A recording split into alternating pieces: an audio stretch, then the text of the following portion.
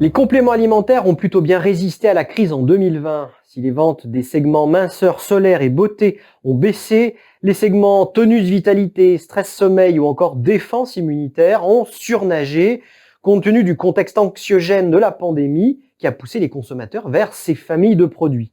Une tendance qui confirme le recentrage du marché des compléments alimentaires sur les promesses santé. De surcroît, la combinaison d'un environnement sanitaire, médiatique et institutionnel favorable renforce chaque année la légitimité de ces produits santé sur la base d'un discours de prévention autour du bien-être ou de la performance. L'un des principaux défis pour les acteurs sera d'ailleurs de fidéliser les nouveaux consommateurs de ces produits acquis durant la crise.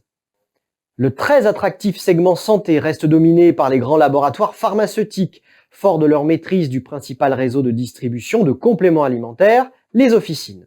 Mais selon l'étude Xerfi Precepta, leurs modalités d'entrée et de développement sur ce créneau se sont historiquement limitées à des stratégies opportunistes d'extension de marque. Et force est de constater que depuis 3 ans, les intervenants historiques, comme Sanofi ou Bayer, ont pris du recul, laissant la voie libre à des mid-pharma ou des laboratoires nationaux plus petits.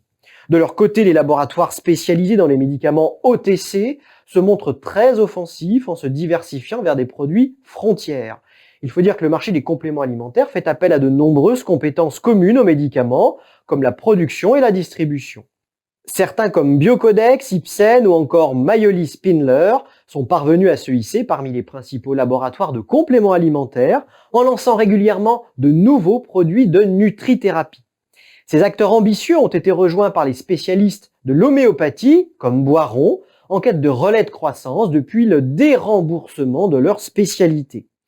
La crise sanitaire a eu pour effet indirect de mettre les DNVB ou Digital Native Vertical Brands sur le devant de la scène.